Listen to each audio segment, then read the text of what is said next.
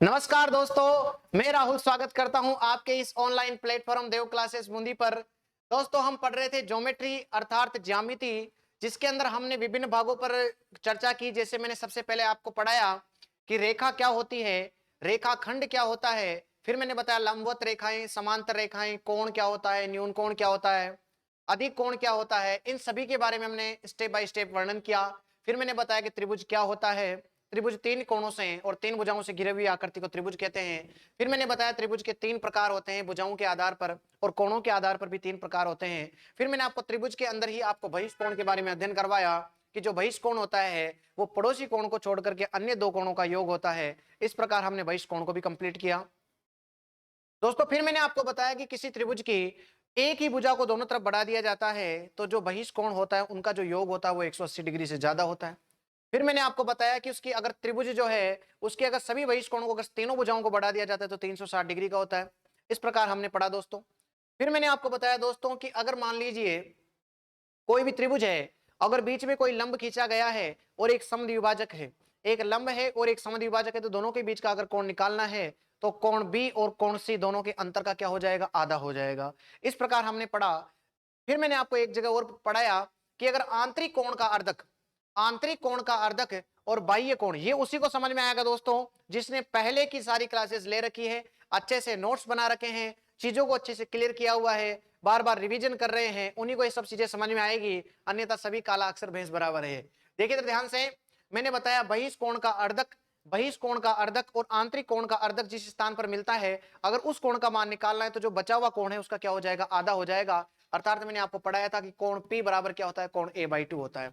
इस प्रकार हमने चीजें बहुत अच्छे से क्लियर करी। फिर मैंने आपको त्रिभुजों की सर्वांग क्षमता बताई दोस्तों, समरूपता बताई कि सर्वांग क्षमता के लिए क्या होता है, समरूपता के लिए क्या होता है। एक बार मैं सर्वांग क्षमता और समरूपता को एक बार फास्ट रिपीट मारता हूं। देखिए,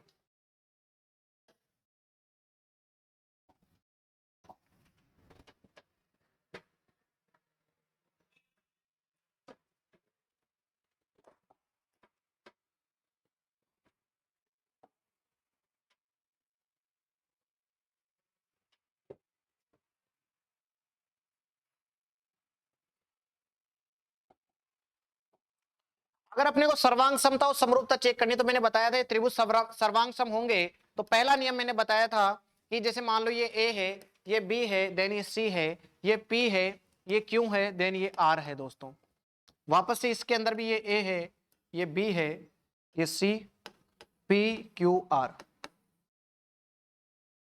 मैंने बताया कि त्रिभुज जो है ए बी सी, त्रिभुज ए बी सी जो है वो सर्वांग सम होगा। सर्वांग सम का चिन्ह भी मैंने आपको बता रखा है, पी क्यू आर के, पी क्यू आर के। सर कब कब हो सकता है, सुने आप, जब ए बी बराबर जो संगत भुजाएं हैं, ए बी बराबर हो जाएगी पी क्यू के, ए बी बराबर हो जाएगी पी क्यू के, ए सी बराबर हो जाएगी पी आर के, और बी सी बराबर हो जाएगा क्यू आर के। और कोणों की बात करता हूं, अगर मैं इसमें बात करूं तो त्रिभुज ए बी सी समरूप होंगे। समरूप का ये चिन्ह होता है पी क्यू आर के। कब कब हो सकते हैं, जब इनमें भुजाओं का अनुपात बराबर हो, संगत भुजाओं का अनुपात। तो बताओ, A B upon P Q, A C upon P R, और B C upon Q R. त्रिभुजों जो भुजाएं हैं उनका अगर जो अनुपात है अगर वो बराबर है तो वो समरूप कहलाएंगे। सर कोण का तो सेम ही रहेगा, इधर मैं लिख रहा हूं समरूपता, सर्वांग क्षमता,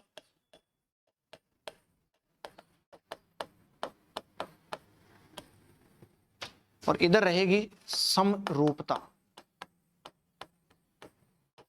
क्लियर है सभी को भाई, आसानी से समझ में आना चाहिए। सर भुजाओं की तो ये बात हो गई, अगर कोण की बात करता हूं तो कोण के लिए तो समरूपता चाहे सर्वांग क्षमता का एक ही लगेगा। सर्वांग क्षमता या समरूपता का एक ही नियम लगेगा। देखो इधर, कोण ए बराबर कोण पी, कोण बी बराबर कोण क्यू, कोण सी बराबर कोण आर, कोण आर। ठीक, ये कोण आर। क्लियर, सभी को समझ में आ रहा है। समरूपता में क्या हो जाएगा, नियम वही लगेगा इसमें भी, कोण ए बराबर कोण पी, कोण बी बराबर कोण क्यू, और कोण सी बराबर कोण आर। अर्थात सर कोण में तो कोई समस्या ही नहीं लेनी है, कोण में तो कोई समस्या नहीं लेनी है। इसमें आ जाएगा भुजाएं बराबर है और इसमें आ जाएगा भुजाओं का अनुपात बराबर है, तो यही कोण क्या कहलाएंगे, यही जो नियम है वो सर्वांग समता और समरूपता के नियम कहलाएंगे। उम्मीद कर रहा हूं आपको प्रत्येक चीज आपको समझ में आ रही होगी।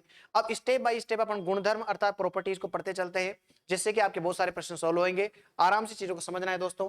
अगले पेज के ऊपर चलते हैं और मैं आप डाल देंगे टॉपिक गुणधर्म, या इसको बोल सकते हैं प्रॉपर्टीज। तो टॉपिक है गुणधर्म। गुणधर्म, गुणधर्म डालेंगे। सुने आप, सबसे पहला गुणधर्म सुने। ये कोई भी दोस्तों एक त्रिभुज है, ये कोई भी एक त्रिभुज है, और इस त्रिभुज के बीच में, यहां पर बीच में नहीं बोल सकते इसको, सुने। इस त्रिभुज के यहां पर, ये त्रिभुज का नाम लिख देता हूं ए, ये है बी, ये सी। यहां जो ये भुजा है एम एन भुजा, ये जो एम एन भुजा है, ये प्रश्न में दिया गया है। गुणधर्म पढ़ रहे हैं तो उसके अंदर दिया गया है, दिया है कि जो एम एन है, जो एम एन है वो समानांतर है किसके, बीसी के। बीच में नहीं है, ध्यान दें आप मेरी बात का, कि ये बीच के अंदर नहीं है। ये क्या है बताओ, समांतर है, इस भुजा के समांतर है, ना कि बीच में है। बीच वाला भी पढ़ेंगे आगे, लेकिन ये बीच में नहीं है। अभी तक दोनों क्या है, समांतर है। तो अगर ये भुजाएं अगर समांतर है, अगर एक दूसरे के समानांतर है, तो जो त्रिभुज,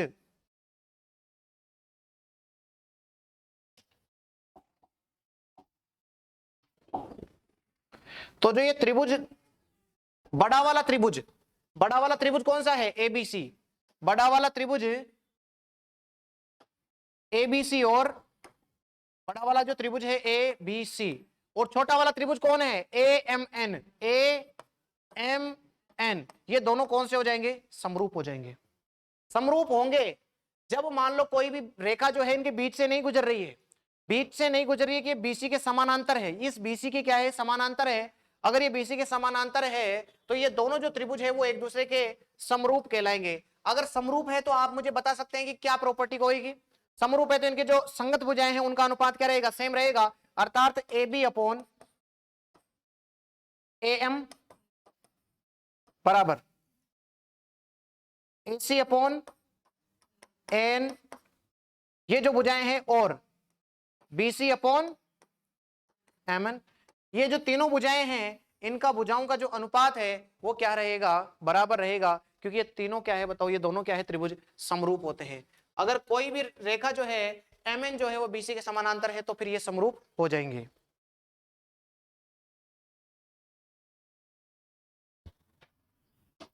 आपके दिमाग में एक प्रश्न आ रहा होगा कि सर आपने इनको समरूप किस प्रकार सिद्ध कर दिया, आपने इन त्रिभुजों को समरूप किस प्रकार सिद्ध किया। तो मैंने आपको बता देता हूं इसका कारण दोस्तों, प्रत्येक चीज का कारण है मेरे पास। सुने आप, मैंने बोला सर ये कोण बी, कोण बी और ये कोण बराबर होगा कि नहीं होगा। सर कौन सा कोण है, संगत कोण है। मैंने बताया था अगर इधर वाला कोण है तो दोनों आंतरिक कोण बराबर हो जाएंगे, संगत कोण है। जो कोण सी है वो कोण एन के बराबर हो जाएगा, कोण एन के बराबर हो जाएगा। इसका मतलब सर कोण बी बराबर है कोण एम के, और कोण एन बराबर है कोण सी के। और इसके अलावा ये दोनों भुजाएं बराबर है, संगत भुजाएं का अनुपात बराबर हो रहा है। इसका मतलब इसके अंदर नियम लगेगा एस ए एस का नियम। देखो दोस्तों, या ये समझ सकते हैं डबल ए एस का नियम, डबल ए एस का नियम लग जाएगा, डबल ए एस का नियम लग जाएगा। दो कोण और एक भुजा क्या है दोस्तों, बराबर है। इस वजह से क्या हो जाएंगे, दोनों क्या हो जाएंगे बताओ, समरूप हो जाएंगे। उम्मीद कर रहा हूं आपको क्लियर से हो गया होगा, बिल्कुल क्लियर हो गया होगा। बस आपको इतना सा ध्यान रखना है कि अगर कोई रेखा जो है, अगर ये बीच में से नहीं गुजर रही है, अगर बीसी के समानांतर है, अगर ये समानांतर है, तो इनकी भुजाओं का जो अनुपात है वो क्या हो जाएगा, बराबर हो जाएगा। एक बार सभी इसका स्क्रीनशॉट ले ले भाई।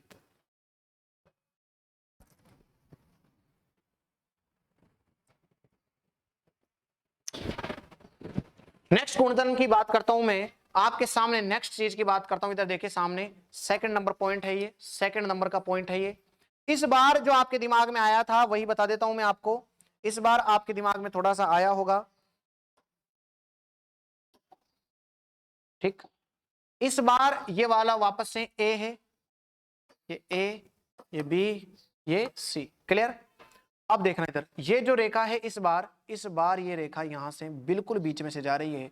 ये रेखा बिल्कुल बीच में से जा रही है, अर्थात इस त्रिभुज को ये दो भागों में बांट रही है, इस त्रिभुज को ये दो भागों में बांट रही है।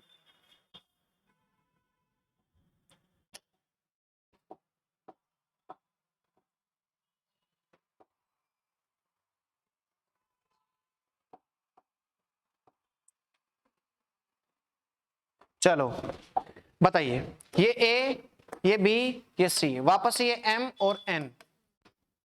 ठीक, अगर मैं बात करता हूं यहां पर, ये जो भुजा है इस बार क्या हो रहा है कि जो एम एन जो भुजा है ये बिल्कुल मध्य से गुजर रही है।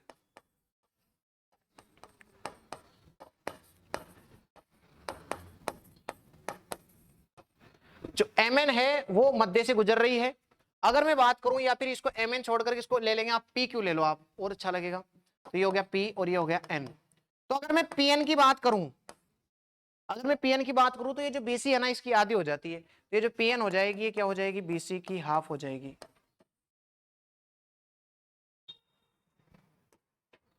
ये जो पीएन है वो बीसी की क्या होती है, हमेशा हाफ हो जाएगी।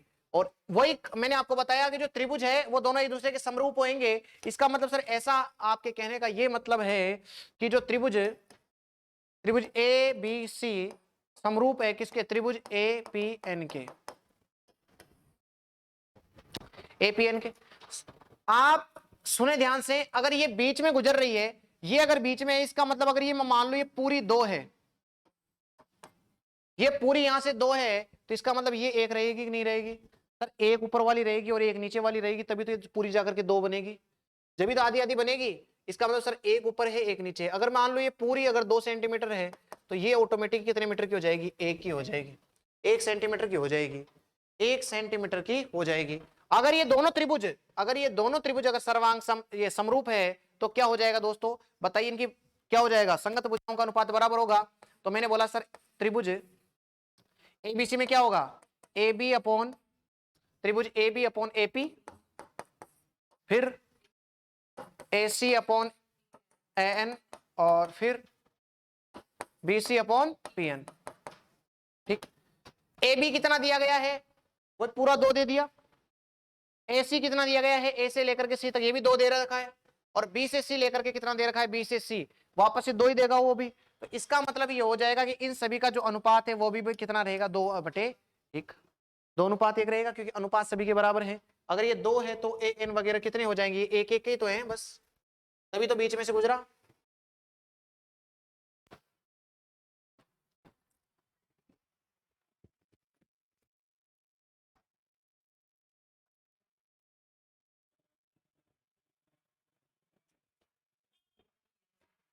हाँ? कहाँ पे,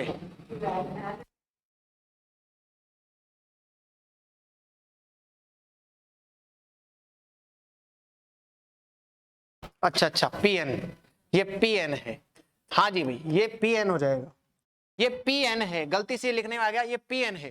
पीएन क्या हो रही है, मध्य से गुजर रही है। अगर मैं बात करूं इससे, सुनना इधर, अगर मैं बात करूं, अगर मैंने बोला कि त्रिभुज ए बी सी समरूप है त्रिभुज ए पी एन के, तो उसका मान लो आपको क्षेत्रफल निकालना है। तो कल भी बताया था मैंने कि क्षेत्रफलों का अनुपात कैसे निकालेंगे, तो त्रिभुज ए बी सी का क्षेत्रफल बटे त्रिभुज ए पी एन का क्षेत्रफल कैसे निकालता, कल बताया था कि जो आंतरिक भुजाएं उनका योग उसका स्क्वायर कर देना है। तो बताओ ये भुजाएं कितनी दे रखी है, 2/1, इसका क्या कर दूंगा मैं, स्क्वायर कर दूंगा। तो बताओ ये स्क्वायर हो जाएगा क्या, सही है, स्क्वायर हो गया तो क्या हो जाएगा, 2 का स्क्वायर कितना हो गया, 4/1। अगर मैं यहां से ऐसा निकालता हूं, अगर मैं इन्हें यहां से बोला कि त्रिभुज ए बी सी का क्षेत्रफल, अगर मैं त्रिभुज एबीसी का क्षेत्रफल निकालूंगा तो क्या हो जाएगा, 4 इंटू त्रिभुज ए पी एन का क्षेत्रफल। उम्मीद कर रहा हूं ये आपको सभी चीजें समझ में आ रही होगी भाई।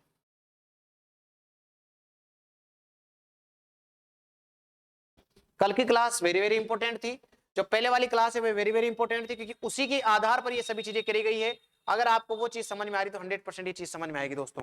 देखिए इधर दोबारा से मैं इसको एक बार रिपीट मार देता हूं आप सभी के सामने, एक बार सुने ध्यान से मेरी बात को, एक बार ध्यान से सुनना है सभी चीजों को। सर हम इसकी थर्ड प्रॉपर्टी पढ़ रहे हैं, क्या पढ़ रहे हैं बताओ, थर्ड प्रॉपर्टी पढ़ रहे हैं। सर थर्ड प्रॉपर्टी, सेकंड और थर्ड में क्या फर्क था, पहले तो ये पता होना चाहिए। थर्ड वाली जो थी वो बिल्कुल बीच से नहीं गुजर रही थी, वो समानांतर थी, तो आपने इतना काम कर दिया। लेकिन इस प्रॉपर्टी के अंदर क्या हो रहा है, ये जो रेखा है ये बिल्कुल बीच से गुजर रही है, बीच से गुजर रही है, इसका मतलब इसको बराबर भागों में बांट रही है। अगर ये इसको बराबर भागों में बांट रही है, इसका मतलब बताओ ये पूरी 2 है, तो बताओ ये ऑटोमेटिक 1 हो जाएगी। अगर ये पूरी 2 है अगर ये पूरी 2 है तो ये ऑटोमेटिक 1 हो जाएगी, अगर ये पूरी 2 है तो ये भी 1 हो जाएगी। ये दोनों त्रिभुज समरूप होंगे, अभी थोड़ी देर पहले सिद्ध करके आए हम SAAS वाले नियम से। अगर ये मध्य से गुजर रही है तो इनकी भुजाओं का अनुपात क्या हो जाएगा, बराबर हो जाएगा। भुजाओं का अनुपात मैंने बोल दिया 2/1 हो जाएगा। इसका मतलब अगर सर आपने कल की क्लास देखी तो मैंने बताया था कि अगर दोनों की त्रिभुज क्षेत्रफलों का अगर मैं अनुपात निकालता हूं तो वो होता है उनकी जो भी भुजाएं हैं इनका अनुपात का स्क्वायर, 2 का स्क्वायर 4, 1 का स्क्वायर 1। अगर मैं त्रिभुज ABC अर्थात इस पूरे त्रिभुज का ABC का क्षेत्रफल निकालता हूं तो वो हो जाएगा, हमेशा ध्यान रखना दोस्तों, 4 इंटू APN अर्थात इस पूरे वो जो ऊपर वाला भाग है इसका 4 गुना कर दूंगा। अगर इसके अंदर बहुत सारे त्रिभुज बनेंगे तो सभी का 4 गुना कर दूंगा। तो इस प्रकार अपने अंदर ये जो हो जाएगा क्लियर।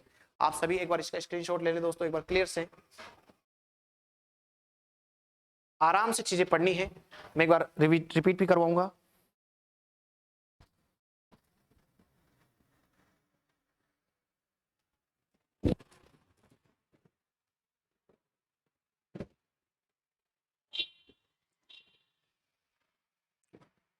चलिए इधर देखिए, आप ध्यान से आराम से चीजों को वापस से देखनी है ताकि आपके सभी कंसेप्ट्स एकदम अच्छे हो जाए। भाई इधर देखिए सर, इस बार ऐसा दिया गया है और इसके अंदर एक त्रिभुज बनाया गया है। ये लीजिए सर, इसके अंदर एक त्रिभुज बनाया गया है, इसके अंदर एक त्रिभुज बना दिया गया। ये है A, ये है B, ये है C, ये इसको मान लिया P, ये Q और ये हो जाएगा R। इसके अंदर टोटली 4 त्रिभुज बन रहे हैं और चारों त्रिभुज समरूप होंगे, क्योंकि अभी अपन पढ़ के आए हैं कि त्रिभुज के अंदर अगर कोई त्रिभुज होता है तो वो समरूप होंगे। तो इस त्रिभुज के अंदर 4 त्रिभुज बन रहे हैं, इसका मतलब सर सभी बराबर हो जाएंगे कि नहीं हो जाएंगे सभी का? तो बताइए, सबसे पहला त्रिभुज ABC, बड़ा वाला त्रिभुज बराबर है त्रिभुज ABC, त्रिभुज APQ है ना, बराबर है त्रिभुज, या इसको PQR लिख दो। फिर त्रिभुज है BPR, फिर बराबर है त्रिभुज RCQ या QCR बोल दो इसको। सही है, चारों त्रिभुज बराबर हो जाएंगे। ABC पूरा वाला त्रिभुज और ये पूरा त्रिभुज 1 2 3 4, चारों सभी बराबर रहेंगे, सभी जितने भी त्रिभुज हैं बराबर रहेंगे। और ये देखो इधर आप, अभी मैंने आपको थोड़ी देर पहले बताया कि जो पूरा जो त्रिभुज होता है वो 4 गुना होता है उसके अंदर वाले त्रिभुज का। पूरा जो त्रिभुज होता है उसका क्षेत्रफल जो होता है वो अंदर वाले 4 का होता है। अगर ये सभी अंदर बन रहे हैं त्रिभुज, अगर ये भी अंदर वाले ले लो, कौन सा बच गया इनमें से? APQ रह गया शायद, है ना, APQ। देखो इसके अंदर कितने त्रिभुज बन रहे हैं? APQ, ये बन रहा है BPR, PQR, QRC। ये अंदर वाले त्रिभुज है ना, अंदर वाले त्रिभुज है, ये क्या हो जाएंगे? इधर देखो, अगर मैं बात करता हूं पूरा जो क्षेत्रफल है, पूरे वाले का क्षेत्रफल, ABC का अगर क्षेत्रफल पूछता हूं तो ये क्या होता है? 4 गुना हो जाता है। तो अगर मैं इस पूरे का करूंगा तो 1/4 हो जाएगा क्या? ये तो नॉर्मल सी बात है कि अगर मैं इस पूरे क्षेत्रफल का जो होता है उसके टुकड़ों का 4 टुकड़े होते हैं, 4 इंटू वो मतलब जो भी है उसका पार्ट हो जाएगा। अगर मैं इसके अंदर कर रहा हूं, ये पार्ट निकाल रहा हूं, तो ये पूरे का कितना हो जाएगा? 1/4। इस प्रकार अपने को ये ध्यान रखना है, आराम से चीजें क्लियर करनी है, 100% आपको आ जाएगा। भाई इधर देखिए आप,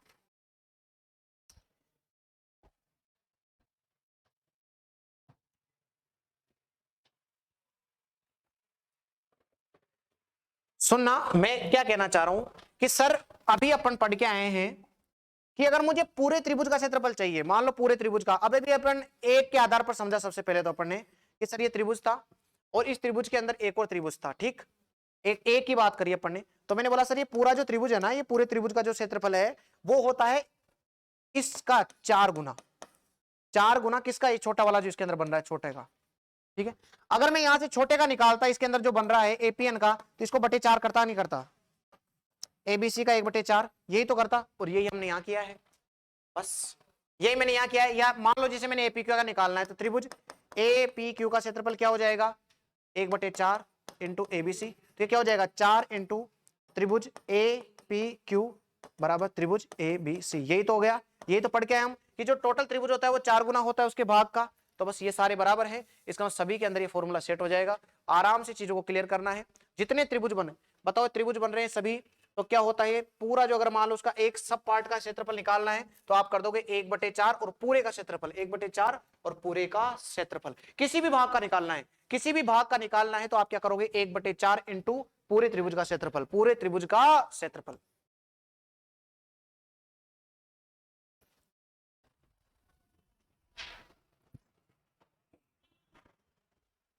नेक्स्ट, ये एक समकोण त्रिभुज दिया गया है, ये एक समकोण त्रिभुज दिया गया है दोस्तों। अब ये समकोण त्रिभुज दिया गया है, तो मान लो मैंने यहां से एक लंब डाला, एक लंब डाल दिया मैंने यहां से,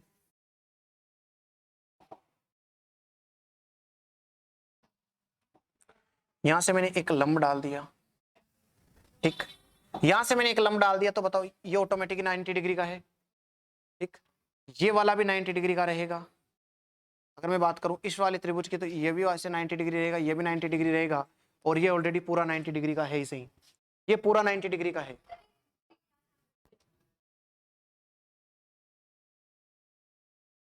तो ये क्या हुआ, आराम से देखो इधर, चलो ठीक है, सुने सर, बड़ा कंसेप्ट। अब सुनना सर, अगर मैं इस त्रिभुज की, इधर देखो, ये सबसे पहला ए, ये बी, और ये सी, और इसको मैंने बोल दिया ओ, ठीक। अब मैंने इसका त्रिभुज को निकाला, आप बताना मुझे कि बी वाला जो है कोण, ये पूरा अगर मैं बी की बात करता हूं तो 90 डिग्री है, ये 90 डिग्री है ना, या फिर इसको, ये पूरा 90 डिग्री है, ये पूरा 90 डिग्री है यहां से यहां तक का, तो ये 90 माइनस थीटा बच गया, ये वाला, ये 90 माइनस थीटा बच गया, 90 माइनस थीटा बच गया ये वाला, तो और ये वाला है 90, तो ये कितना बच जाएगा, थीटा। भाई ये पूरा 90 है, अगर मैं इसी से एरिया की बात करूं तो 90 माइनस थीटा, ये थीटा हो जाएगा, और ये 90 डिग्री है ही सही। अगर मैं ऊपर वाले की बात करता हूं, ऊपर वाले की बात करता हूं, तो बताओ ये तो हो गया 90, ये तो 90 दिया गया है, और ये जो कोण बनेगा वो वापस से थीटा बन जाएगा, और ये बन जाएगा 90 माइनस थीटा। अगर मैं मान लो त्रिभुज इस पूरे की बात करता हूं, त्रिभुज पूरे ए बी सी की, तो ये कोण ए कितना है इसके अंदर, थीटा, कोण ए तो थीटा ही है, कोण बी कितना है 90 माइनस थीटा, और कोण सी कितना है वापस से थीटा। इसका मतलब ये हो गया कि सर ये वाला कोण और ये वाला कोण, देखो इसमें ये 90 डिग्री है, ये थीटा है, ये थीटा है, ये 90 ये 90 है, ये दोनों भी बराबर है, तो तीनों का नियम लगेगा ए वाला नियम, तीनों के नियम एक ही नियम लग रहा है, कोण कोण कोण वाला नियम। अगर तीनों के कोण बराबर है, इसका मतलब ये जो दोनों त्रिभुज बनने वाले हैं एक दूसरे के क्या हो जाएंगे, समरूप, समरूप हो जाएंगे, या सर्वांगसम बोल सकते हैं, एक ही बात है, तो एक दूसरे के क्या कहलाएंगे, समरूप कहलाएंगे। तो त्रिभुज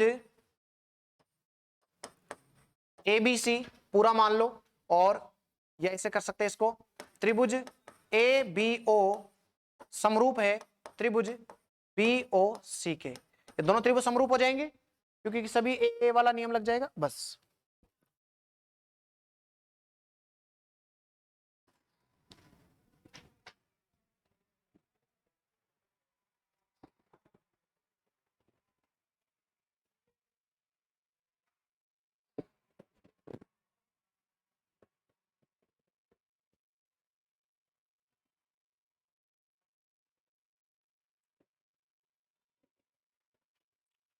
इसके अंदर दोस्तों आपको तीन चीजें ध्यान रखनी है, वेरी वेरी इंपॉर्टेंट है, प्रश्न भी कराऊंगा उस पर, इंपॉर्टेंट है भाई।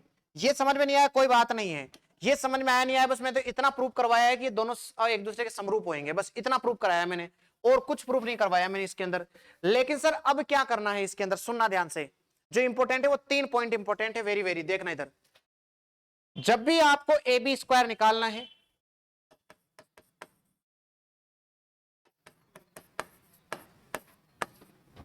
ये जो ए बी का स्क्वायर है, ये ए बी का जो स्क्वायर है ये हो जाएगा ओ ए प्लस, अगर आप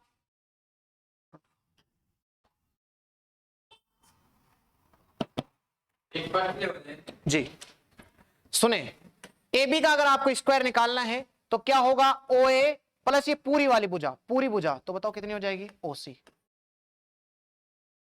मतलब मुझे अगर मान लो ये वाली भुजा चाहिए ए बी, तो ए बी का जो स्क्वायर है ना, इस ए बी का स्क्वायर, इसकी पड़ोसी भुजा कौन सी, ओ ए, तो इस ओ ए और ये पूरी भुजा ए सी, इन दोनों का क्या हो जाएगा, योग हो जाएगा। जैसे मान लो, वापस एक बार समझना, जैसे मान लो मुझे ये निकालनी है बी और सी, तो ये बीसी का जो स्क्वायर है वो क्या रहेगा, इसकी पड़ोसी कौन सी है, ओसी, ओसी प्लस ये पूरी वाली भुजा एसी, ये हो गया। ये दोनों ध्यान रखने। क्या बताया मैंने, सबसे पहले इसका स्क्वायर, ए बी का स्क्वायर, ए बी का स्क्वायर जो है वो इसके पड़ोसी भुजा कौन सी, ओ ए, ओ ए का ओ ए प्लस ये पूरी भुजा ए सी, स्क्वायर नहीं होएगा, दोनों जुड़ जाएगा। मतलब ए बी अगर निकालना है अपने को तो ए बी का स्क्वायर बराबर होता है किस किस के, ओ ए प्लस ए सी। अगर मुझे बी सी निकालनी तो इसको पड़ोसी कौन सी हो जाएगी, ओ सी, तो ओ सी और पूरी कौन सी है, ए सी, इन दोनों का योग हो जाएगा। और अगर मेरे को ना निकालनी है बी और ओ, मतलब बीच वाली, अगर मेरे को बीच में निकालनी तो इसको दो भागों में बांट रही है क्या, इसका मतलब ओ ए प्लस ओ सी, ये हो जाएगा। तीन कंडीशंस आपको ध्यान रखनी है इसमें। बिल्कुल आसान है, कोई टेंशन नहीं लेनी, बिल्कुल आसान कंसेप्ट से सिखाना है, सीखा है। देखिए आप, सबसे पहले सर मुझे ए बी निकालनी है, तो ये जो ए बी का स्क्वायर होता है ना, इस ए बी का स्क्वायर, इस ए बी का स्क्वायर, इसके पड़ोस में क्या है बताओ, ओ ए प्लस पूरा वाला ए सी।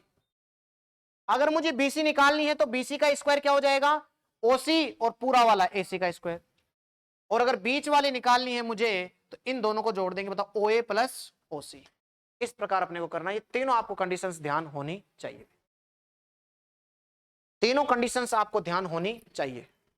मैं आपको प्रश्न दूंगा अभी आपको इसके ऊपर करने के लिए, आपके लिए जो एग्जाम में आए हुए प्रश्न है वो लेके आया हूं, तो आपको चीजें बहुत अच्छे से समझ में आएगी भाई। चलिए भाई, पहला प्रश्न अभी आप 2 मिनट के लिए देखें, आपको प्रत्येक चीज समझ में आ जाएगी। सबसे पहले देखिए इधर ध्यान से, चलो भाई, सबसे पहले ये लो, सबसे पहले ये रहा, यहां कौन सा हो जाएगा बताओ भाई, ये कौन सा हो गया, लंबवत हो गया। सुनना, वापस से मैंने बताया यहां से क्या बनेगा बताओ, लंब डाल दिया, इसके ऊपर आपको निकालनी है ये वाली भुजा, आपको निकालनी है ये वाली भुजा, और आपको दिया गया है प्रश्न में, ये दी गई है 8 सेंटीमीटर और ये दी गई है 10 सेंटीमीटर। अब करें आप आराम से इस प्रश्न को, मैंने वापस से ये ए बोल दिया, ये बी बोल दिया, ये सी बोल दिया और इसको डी बोल दिया। आराम से इस प्रश्न को कैसे करते आप अगर आप होते तो, मैंने बताया सर आराम से दिमाग लगाएं। सबसे पहले पड़ोसी का, पड़ोसी और पूरी वाली भुजा दोनों का योग हो जाएगा, तो कैसे करेंगे आप इसको बताइए। हाँ, सबसे पहले ए बी का स्क्वायर, ए बी का स्क्वायर हो जाएगा, फिर एडी, पांच वाली तो एडी प्लस फिर पूरी 18 हो जाएगा, तो 18 8 144, 144 किसका होता है, 12 का होता है, तो आंसर हो जाएगा। चलो भाई सामने देखना, सर मुझे किसका निकालना है बता दो, ए बी का, तो बताओ ए बी का मान निकालना। तो अभी थोड़ी देर पहले पढ़ाया कि ए बी का स्क्वायर जो होता है, ये जो ए बी का स्क्वायर, पड़ोस वाली कौन सी है, एडी, एडी का स्क्वायर, एडी प्लस पूरी एसी, बताओ सही है कि नहीं है। बताओ ए से डी तक कितनी दे रखी है, 8 प्लस कितनी हो, एसी 10 मत ले लेना, एसी का मतलब है पूरी, तो 10 और 8 कितना हो गया, 18, 18 हो गया। अब सुने,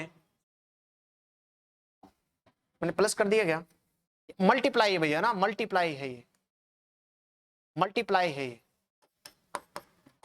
मल्टीप्लाई है ये।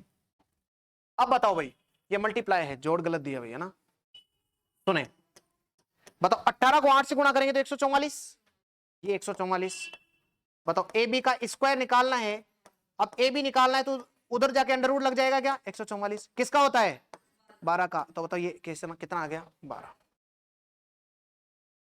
सर कुछ भी नहीं करना है, किसी भी समकोण त्रिभुज के अंदर, किसी भी समकोण त्रिभुज के अंदर जब बीच वाले यहां से जहां से समकोण बन रहा है उससे अगर कोई लंब डाला जाता है, और अगर इस भुजा को निकालना है तो इसके पड़ोसी भुजा और पूरी भुजा दोनों का गुणनफल क्या कहलाएगा, ए बी का मान कहलाएगा। अगला एक और प्रश्न आपके लिए लाए हैं, एक बार फटाक से करें भाई उस क्वेश्चन को।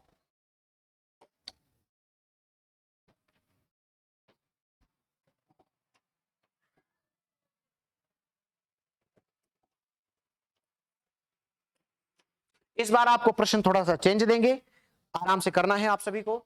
ये दी गई है 14 सेंटीमीटर, ये दी गई है दोस्तों 14 सेंटीमीटर, और आपके सामने ये दी गई है 6 सेंटीमीटर, ये दी गई है 6 सेंटीमीटर, और आप सभी को निकालना है ये, करे भाई।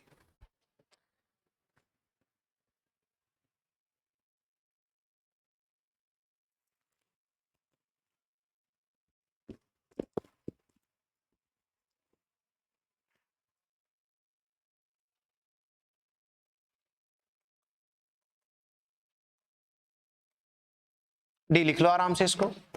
बताओ भाई कैसे करेंगे इसको। सबसे पहले सर आपको ये वाली दी थी, इसके पड़ोसी लेंगे, तो बताओ क्या बताया था अभी, कंसेप्ट सिखा के आया हूं मैं। बताओ बीसी का स्क्वायर क्या होता है, बीसी का स्क्वायर इसके पड़ोस वाली सी डी इंटू पूरी वाली हो जाएगी ना एसी। ये लो सर, क्लियर है, यहां तक समझ में आ गया सभी को। बताओ बीसी का स्क्वायर मतलब 14 का स्क्वायर, 14 का स्क्वायर 196, ये हो जाएगा 196। सी डी दे रखा है क्या, यस सर 6 हो गया। और आपको क्या निकालनी है, एसी। तो बताओ एसी निकालने के लिए 6 को नीचे भेज दूंगा क्या, 196 बटे 6, आंसर हो जाएगा 36 या 18, बचा 1 6 दूनी 12, 32 पॉइंट कुछ आएगा क्या, ये इस प्रश्न का सही जवाब होगा। आराम से क्लियर है सभी चीजें। सर अगर ये वाली दे रहा है, ये वाली पूछ रहा है, तो इसके पड़ोसी एडी और पूरी वाली भुजा का गुणनफल।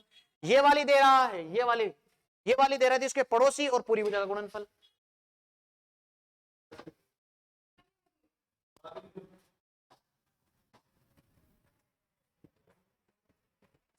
लास्ट आज की क्लास का अंतिम प्रश्न देख लें दोस्तों, आज की क्लास का अंतिम प्रश्न, उसके बाद क्लास को अपन समाप्त करेंगे। बिल्कुल ईमानदारी से पढ़ना है, देखिए इधर ध्यान से। चलिए ये हो गया वापस से समकोण, ये बीच में आ रहा है इसका लंब, ठीक। अब आपसे ये दे दी 25 सेंटीमीटर, ये दे दी 9 सेंटीमीटर, और आपसे इस बार ये पूछी गई है, ये पूछी गई है, तो बताओ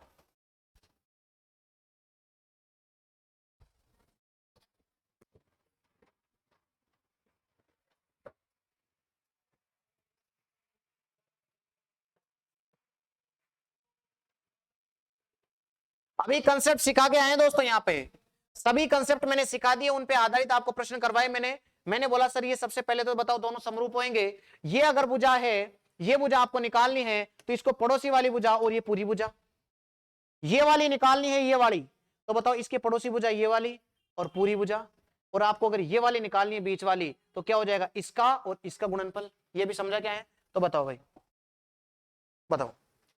सर इसका निकालना है क्या, इसको नाम दे देता हूं एक बार, ए बी सी और इसको दे दिया डी, आपको निकालना है बी डी, तो कैसे निकलेगा बताओ, बी डी का स्क्वायर क्या क्या हो जाएगा, A D into C D या डी सी, एक ही बात है। तो बताओ बी डी का स्क्वायर तो आपको निकालना है, ए डी कितना है 25 इंटू 9 कितना हो गया, बी डी स्क्वायर बराबर 225, तो बताओ बी डी कितना आ जाएगा, 15 आ गया, बी डी कितना आ गया 15, अर्थात ये भुजा कितनी हो जाएगी 15, दैट्स ऑल। एक बार फास्ट रिपीट करते दोस्तों, आज क्या पढ़ा है हमने, देखिए इधर। सबसे पहले मैंने आते ही आपको सर्वांग क्षमता और समरूपता क्या होती है मैंने बताया। सर्वांग क्षमता के अंदर मैंने आपको बताया कि सर्वांग क्षमता के अंदर सभी अंग समान होंगे, अनुपात की कोई बात नहीं करी जाएगी। लेकिन समरूपता के अंदर अनुपात की बात करी जाएगी, भुजाओं का अनुपात बराबर किया जाएगा, ना कि भुजाओं को बराबर किया जाएगा। समरूपता और सर्वांग क्षमता अपन पढ़ चुके हैं। आज मैं आपको प्रॉपर्टीज पढ़ाने वाला था, जिसमें मैंने प्रॉपर्टीज पढ़ाई आपको। क्या क्या प्रॉपर्टीज पढ़ाई, सबसे पहले प्रॉपर्टी देखेंगे आप कि जब कोई भी, ये भुजा क्या है, mn क्या है, इस बीसी के समांतर है, ये बीसी, ये जो mn है ये समांतर है बीसी के, ये mn क्या है, समांतर है बीसी के, तो इसमें भुजाओं का अनुपात क्या रहेगा, बराबर रहेगा, ठीक। सेकंड देखें, मैंने आपको बताया कि वह पहले बीच से नहीं गुजर रही थी, इस बार कहां से गुजर रही है, बिल्कुल बीच से गुजर रही है, तो इनमें भुजाओं का अनुपात 4:1 हो गया, इनके क्षेत्रफल का अनुपात 4:1 हो जाएगा। तो अगर मैं पूरे का क्षेत्रफल निकालता हूं, अगर मैं ए बी सी पूरे का क्षेत्रफल निकालता हूं, तो ये 4 गुना हो जाएगा उसके अंदर बनने वाले त्रिभुज का। फिर मैंने इसी को थोड़ा सा रिनोवेट किया और मैंने बताया कि किस प्रकार अपने को, अगर मान लो अंदर का त्रिभुज किसी का भी निकालना है, तो कुल जो क्षेत्रफल दिया उसका 1/4 कर देंगे, तो उस प्रकार अपने आंसर आ जाएगा। फिर मैंने आपको अगला कंसेप्ट बताया जो इंपॉर्टेंट था, वेरी वेरी इंपॉर्टेंट था, कि सर आपको ये निकालना है, समझना सर ये वाला आपको निकालना है। इसको एक बार साफ करता हूं फिर बताते हैं इसको। इधर देखो, आपको अगर ये निकालनी है, ये निकालनी है, तो आप क्या करोगे, इसके पड़ोस में कौन सी वाली है, ये वाली, इसको मान लिया x, कुछ भी मान लो, और ये पूरी जो है, इस पूरी, इन दोनों का गुणनफल। तो बताओ ए बी का, या फिर पूरा ही लिख देता हूं ना मैं, इसको ए बी सी, इसको डी मान लो, ठीक। लास्ट बार समझा देता हूं, बताओ ए बी का स्क्वायर क्या हो जाएगा, इसके पड़ोस वाला ए डी इंटू पूरा ए सी, वो तो सही है। अगला बताओ, अगला अगर मुझे बीसी निकालना है, तो बीसी का स्क्वायर पड़ोस में क्या है, सी डी, तो सी डी इंटू पूरी ए सी, ठीक। और अंतिम मैंने बताया आपसे कि अगर मुझे बी और डी निकालना है, यहां से यहां, यहां से यहां, बताओ एडी, यही बताया। और तीनों पे मैंने आपको एक एक न्यूमेरिकल करवा दिए, तीनों पे मैंने आपको एक एक न्यूमेरिकल करवा दिए। पहले इसको निकाला, फिर इसको निकाला, फिर इसको निकाला। इस प्रकार आज की क्लास अपने कंप्लीट करी दोस्तों। उम्मीद कर रहा हूं आपको सर्वांग क्षमता, समरूपता, ज्यामिति समझ में आ रही होगी। अभी इसके कम से कम भी 5 से 7 पार्ट और आएंगे। आप चीजें सीखते रहें, धीरे धीरे ध्यान देते रहें, आपको बहुत अच्छा बेनिफिट होने वाला दोस्तों। इसी प्रकार सपोर्ट और जो है वीडियो को लाइक शेयर कमेंट आप सब कुछ कर देंगे। धन्यवाद, मिलते हैं नेक्स्ट वीडियो के अंदर। Thank you.